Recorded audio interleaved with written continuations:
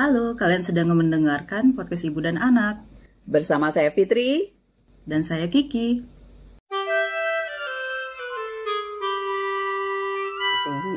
Nah, itu arah pergi. Arah baliknya, balik ke Cimahi, itu punya story yang berbeda lagi. Ya, betul. Ya, nah, kita juga menghitung lagi kan. Kita menghitung dan meleset lagi. Kita membuat perhitungan lagi supaya di jalan yang kecil ke arah Tempino itu yang nggak gelap, liku-liku jangan gelap. Jangan gelap. Sebelumnya kita jalannya gelap. Karena sebelumnya gelap, kita berusaha untuk sampai di sana memperkirakan nggak dalam kondisi gelap. Sehingga kita berangkat tengah malam ya waktu itu, jam 1, jam 2 kita berangkat dari Bukit Tinggi menuju ke lewat Muarabungo. Batu Sangkar. Kita lewatnya jadinya lewat masuk Si Junjung lagi ya. Tadi rencananya masuk Sawalunto. Ini ada cerita lagi nih. Kita plannya mau lewat Sawalunto karena lewat banyak perbaikan jalan Si Junjung, kemudian jalan juga belok-belok kecil berliku-liku seperti itu. Nah, kita ingin masuk ke coba jalan yang lebih lurus. Tidak banyak belok-beloknya lewat Sawalunto rencananya. Tetapi dalam perjalanan sebelum itu pecah ke Sawalunto, kita menghadapi suatu kondisi karena itu malam seperti itu dan embun, kabut, kabutnya tebal. Nah, itu kalau dilihat itu karena kondisinya memang karena jalannya banyak kan juga waktu itu lurus-lurus ya, dan kiri kanannya itu adalah sawah. Nah, kondisi sawah itu yang membuat terjadinya mungkin kabut, jadi kabut dari pengemunan di sawah yang dari sekitar sawah yang kemudian ke jalan. Kondisi jadi kayak asap gitu. Iya, kayak asap. Agak-agak serem sih waktu itu ya, agak-agak serem. Mana jalannya awalnya belok-belok tapi kemudian ketemu kabut kayak gitu, kita jadinya agak susah ya. Susah.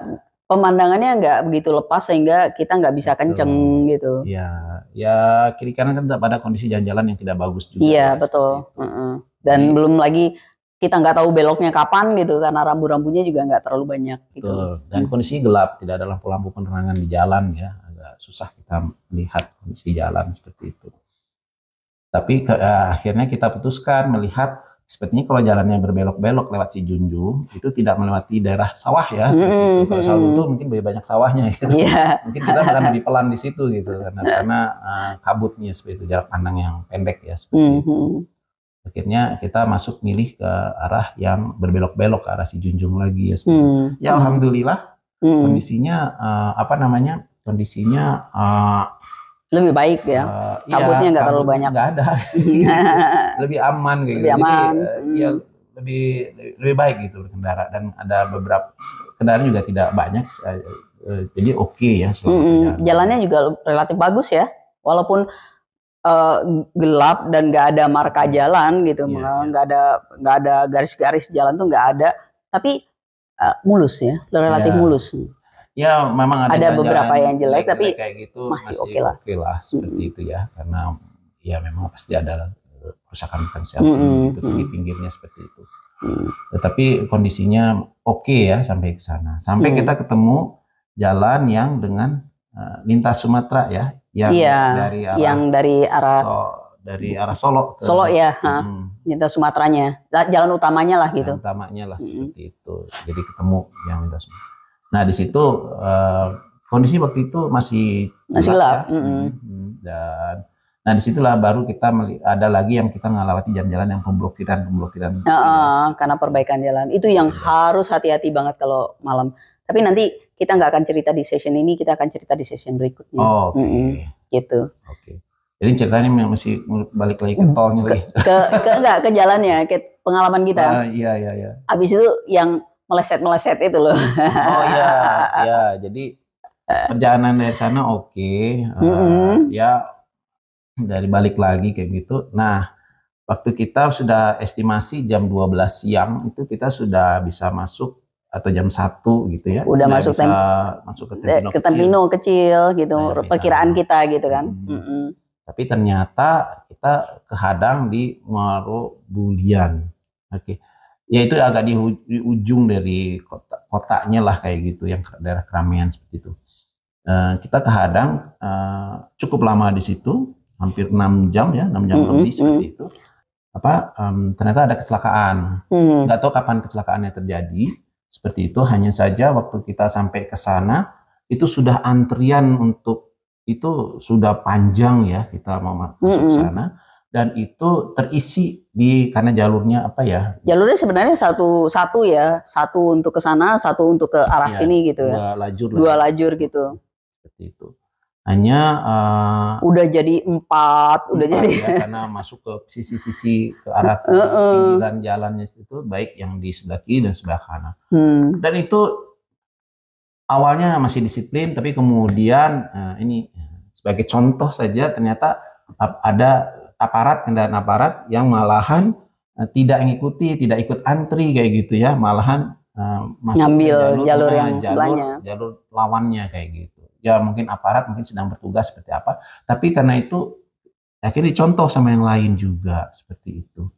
Akhirnya jadilah 4 lajur itu diisi yang satu arah ke sana, jadi keblok gitu dari sana. Dari sana nggak bisa jalan itu ya, pokoknya seperti mungkin di satu titik kekunci itu sih. Betul, sudah deadlock ya. Seperti itu.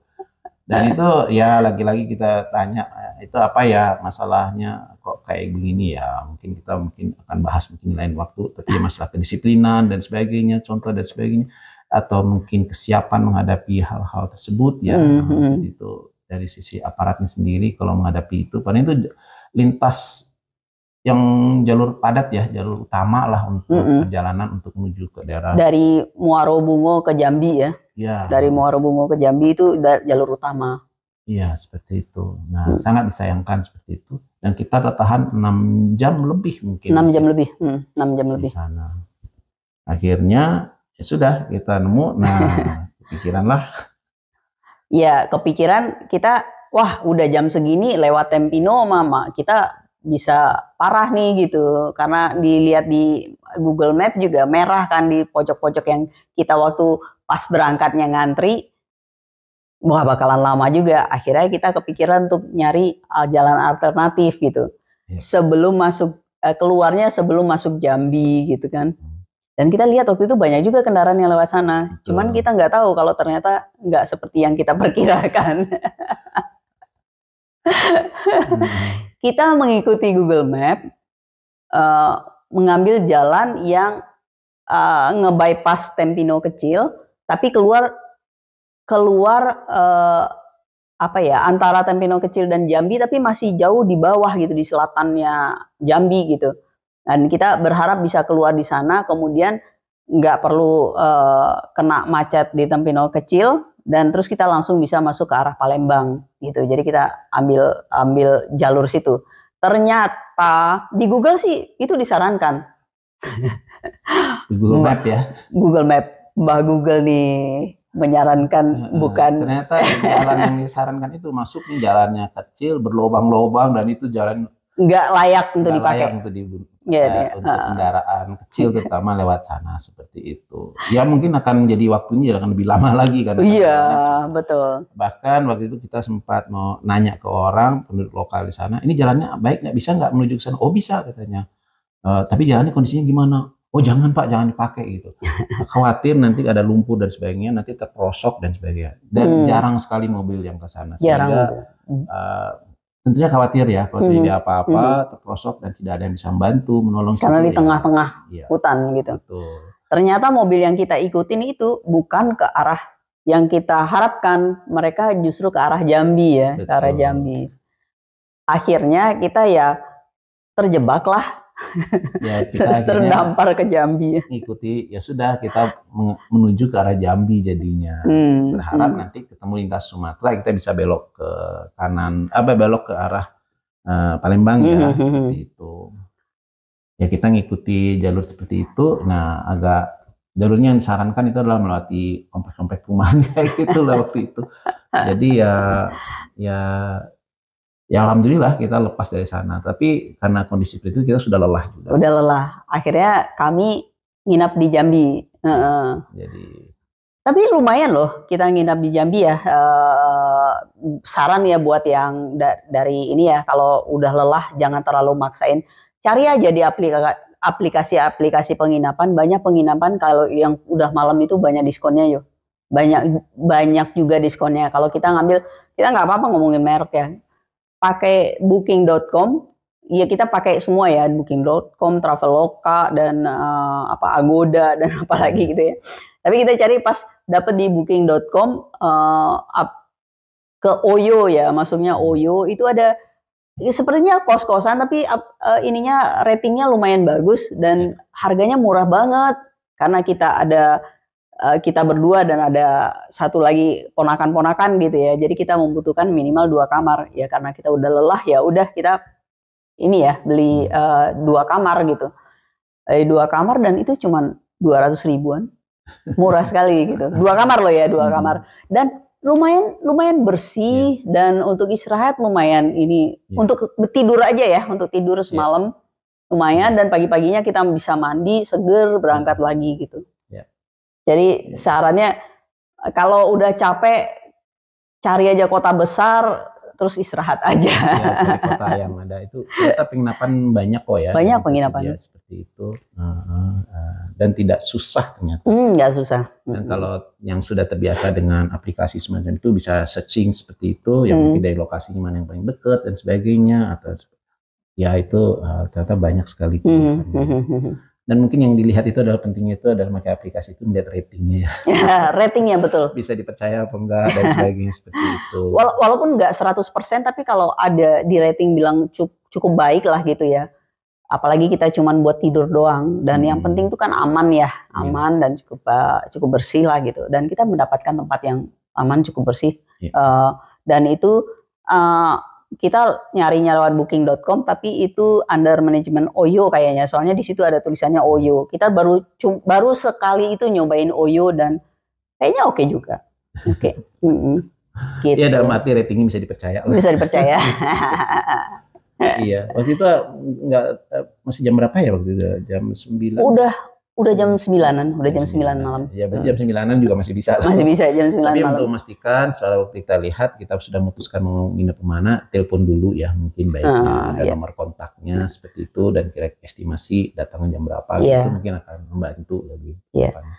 Dan waktu itu yang kita cari itu juga karena kita belum pernah masuk daerah sana dan segala macam, kita cari yang kita nggak perlu di-charge credit card gitu dan kita dapat yang itu pembayarannya juga cash di tempat.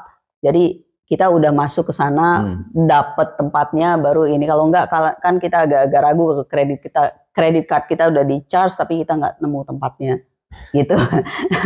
Tapi itu waktu itu oke. Ya kita sangat kita rekomendasikan lah untuk semalam istirahat doang untuk tidur dan mandi paginya itu cukup oke. Oke, ya kemudian kita memang waktu itu ya sebelum jam 10 lah kita udah istirahat ya seperti itu. Jadi kita sepakat subuh berangkat, habis subuh berangkat. Kita bisa berangkat. Ya paling tidak jam 6 ya. Iya, dan sarapannya kita cari sarapan di jalan aja. Nah itulah pengalaman kita dan alhamdulillah semuanya berjalan sesuai dengan rencana yang kedua. Rencana berikutnya karena rencana pertama kan gagal nih dengan macet. Tapi sekarang jadinya kita sudah nginep, istirahat dan itu mungkin kondisi yang lebih baik sebenarnya. Sehingga mungkin kita siap lagi perjalanan. Nah kita masuk lagi dari itu jalan masuk dari sana ya dari Jambi, selatannya Jambi ya. Tuh, lintas Sumatera lagi yang menuju ke Palembang. Gitu. Nah ini memang kondisinya seperti jalan kebanyakan lintas Sumatera ya, seperti Padang Bukit Tinggi, itu ya ramenya begitu. Ada truk, ada bus, ada mobil-mobil biasa juga, mobil-mobil kecil, sepeda motor, ada juga orang yang ya banyak motor karena itu banyak kota-kota kecil yang kemudian kita lewati juga kan rame gitu. Ya kondisinya harus hati-hati aja kalau kondisi seperti itu. Iya. Terus sampai Palembang kita memang kebetulan dapat siang di Palembang ya, para keponakan happy banget karena pengen belum pernah Palembang makan pempek Palembang. Ya paling tidak melewati jembatan Ampera dan makan pempeknya. Dan makan pempek itu yang utama. Ya itu salah satu yang yang tadinya kita tidak plan, ternyata kita bisa dapatkan ya. Iya. Kemudian siang kita nyampe di sana, sekaligus makan siang, ya istirahat, terus sedikit muter ke Jalan Ampera, ke Jembatan Ampera. Baru setelah itu mencari ke arah tol lagi ya. Iya. Menuju ke arah ke pelabuhan Bakauheni. Tapi semuanya relatif lancar, maksudnya kita nggak muter-muter nyarinya sesuai dengan aplikasi Google Map dan semuanya dapat. Dramanya dimulai lagi ketika masuk Bakauheni. Iya. Ya, kenapa dramanya mulai lagi? Karena kita dihadapi dua pilihan nih. Mau menunggu untuk ekspres, karena kita nggak berani, walaupun udah punya pengalaman pertama, tapi kan ini Bakauheni ya Sumatera ya, tol Sumatera, kita nggak berani memperkirakan pas waktunya di situ, jadi kita nggak berani pesan jauh-jauh hari untuk untuk ekspres, karena ekspres itu cepat sekali ternyata habisnya gitu. Nah terus jadinya pas kita deket-deket nyampe, kita udah kilometer berapa gitu ya, pas mau pesen itu ekspres udah jauh, udah jam berapa gitu adanya. Kita nyampe di Bakauheni itu kira-kira jam berapa ya? Jam 10-an ya? Bukan jam 10 malam, jam 9, jam 8, jam 9 malam ya. Jam 8-an malam kalau nggak salah. Yang ekspres itu adanya jam 1 gitu. Udah jam 12, jam 1. Aduh jauh banget nih, kita lama banget nungguin. Jam 1 berarti mundur 2 jam, baru kita bisa masuk itu kira-kira jam 11 gitu kan. Tapi kan sekarang baru jam 11 masih ngantri masuk. Masih ngantri. Jam 1 baru kapalnya. Kita pikir, udahlah banyak pilihannya yang reguler. Kita pesen yang reguler gitu. Lebih murah 200.000. Ya.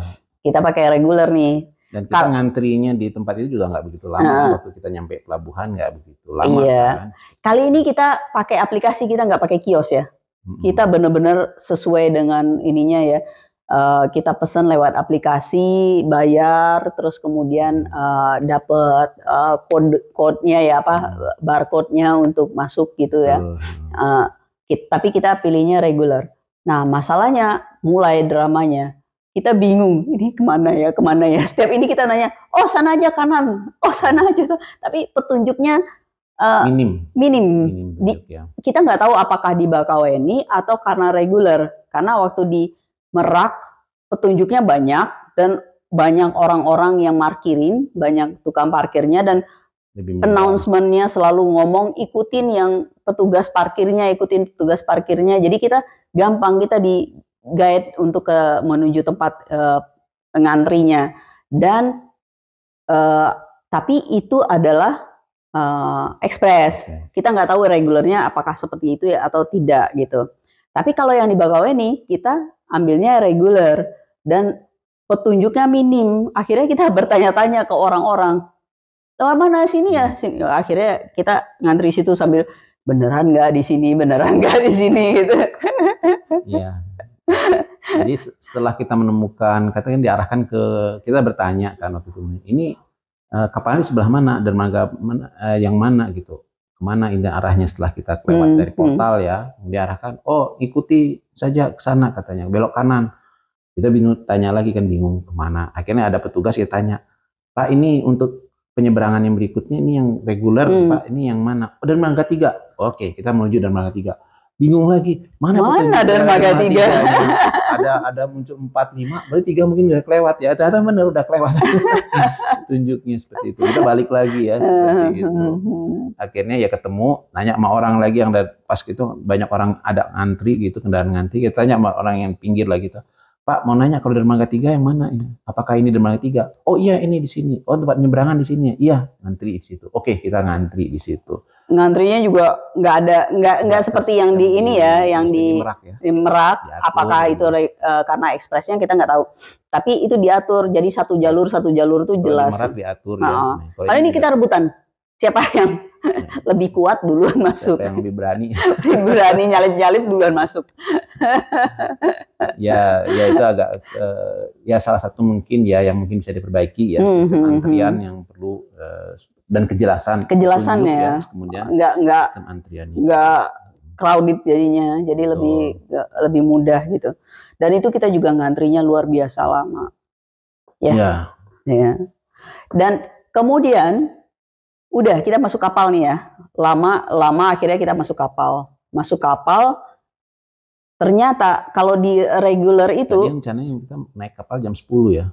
10 berangkat ya. Iya, tapi ternyata jam 12 hampir jam 1. Di jam 1 kita baru 12 baru berangkat. Subuh di kapal lagi. Subuh. Iya, subuh. Enggak, belum subuh. Oh, setelah subuh udah di Merak ya, tapi udah mulai udah subuhnya itu di kapal, kita turun, kita masih sempat sholat subuh di luar gitu. Nah, terus katanya itu 2 jam di kapal. Ternyata kalau ekspres tuh benar-benar dari pelabuhan ke pelabuhan gitu ya, dari begitu dia jalan sampai berlabuh itu 1 jam. Kalau ini ada berhenti di tengah jalan juga gitu loh. Jadi kayaknya antri masuk pelabuhan Meraknya itu nggak jadi prioritas gitu ya, yang reguler nggak jadi prioritas. Jadi kita di tengah lautnya itu lebih dari 2,5 jam rasanya ya, lebih dari 2,5 jam.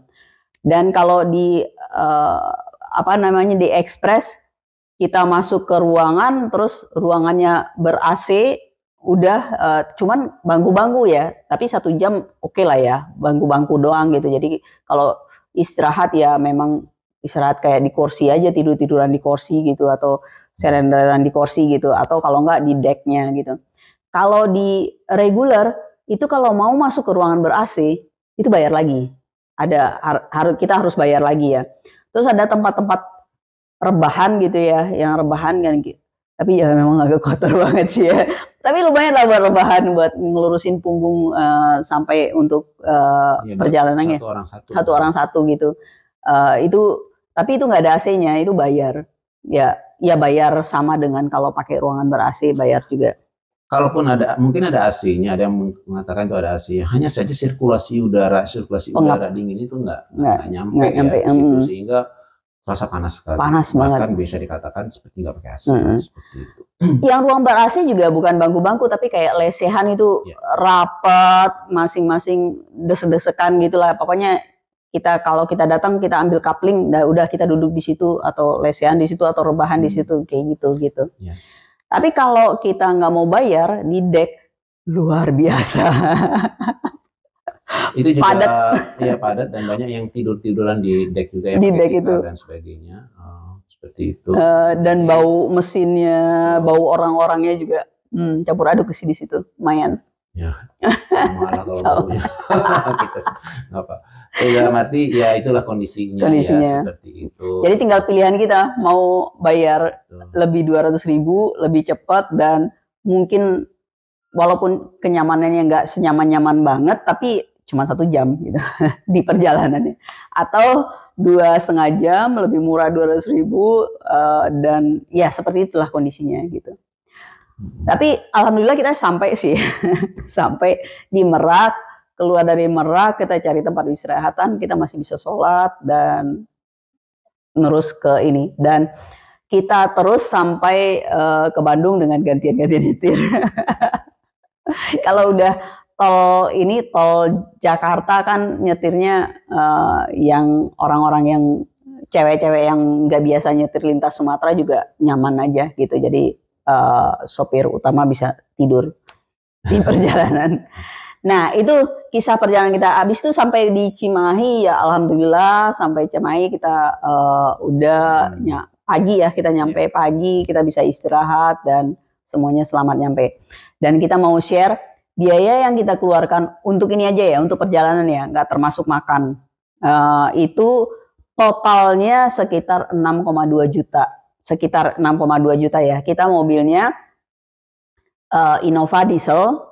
Dan kita ngisinya biasanya kalau nggak Pertamina Dex, kalau nggak paling nggak Dex Lite ya. Kalau nggak ada, di beberapa tempat nggak ada Pertamina Dex, jadi kita ngisinya Dex Lite gitu. Tapi harganya juga nggak jauh berbeda ya antara Dexlite dan Dex gitu. Jadi kita menghabiskan itu untuk BBM sendiri kita menghabiskan sekitar 3,8 juta. Itu tidak hanya dalam perjalanan ya, termasuk ya juga kita termasuk muter-muter selama di Sumatera Barat. Sumatera Barat. Pergi jauh-jauh juga. Iya. Dan untuk penyeberangan sendiri karena nyampur ekspres dan reguler itu kalau ekspres sendiri 670 dan kita itu ekspresnya pakai pakai kios-kios itulah ya yang nggak tahu resmi atau enggak. Kemudian kalau yang reguler kita, tapi harganya kalau nggak salah antara yang kios-kios itu nggak terlalu jauh berbeda, paling selisih 30-40 ribu. Dan kalau yang reguler itu menghabiskan waktu 465 ribu gitu untuk jenis kendaraan, menghabiskan uang, soalnya menghabiskan uang gitu. Kemudian untuk tol sendiri kita menghabiskan 1.100-an, 1.150-an lah gitu. Sampai Palembang ya. Tol mulai dari Cimahi sampai ke Sumatera lah yang kita lalui. Ya. Dan balik lagi. Sumatera itu paling ya ujungnya Palembang ya. Ujungnya Palembang. Balik lagi seperti itu. Gitu. Jadi bolak-balik segitu. Jadi bolak-balik kita menghabiskan total sekitar 6,2 juta gitu. Ya untuk suatu petualangan cukup lah ya. Untuk suatu adventure yang kita alamin karena terakhir kita bawa mobil ke Sumatera itu udah berpuluh tahun yang lalu ya, sekitar 20-an tahun yang lalu lebih gitu terakhir kita bawa mobil, dan ini pertama kali lagi kita bawa mobil dan ya jauh lebih inilah ya, lebih fasilitasnya jauh lebih baik ya dibandingkan dulu, dan ya tinggal mau pilih lewat udara atau lewat darat gitu. Kalau rame-rame lewat darat menarik gitu, dan rame-rame dan ada waktu ya. Kalau nggak ada waktu ya terpaksa harus lewat udara. Begitu untuk sharing kita tentang perjalanan ke Sumatera gitu. Tapi ya yang tentang perjalanannya aja. Tunggu kami berikutnya dengan sharing kami tentang pengamatan kami di jalan. Oke. Terima kasih udah nonton. Itu yang lebih seru mungkin. Itu lebih seru. Tapi kalau buat orang yang mau berjalan mungkin ya ini lebih seru gitu, karena pengalaman kami bisa diambil dan sehingga Bapak Ibu atau teman-teman yang mau ke Sumatera lewat darat bisa strategi supaya perjalanannya nyaman dan nyampainya tepat sesuai dengan yang diperkirakan. Oke, terima kasih udah nonton. Sampai ketemu lagi. Terima kasih.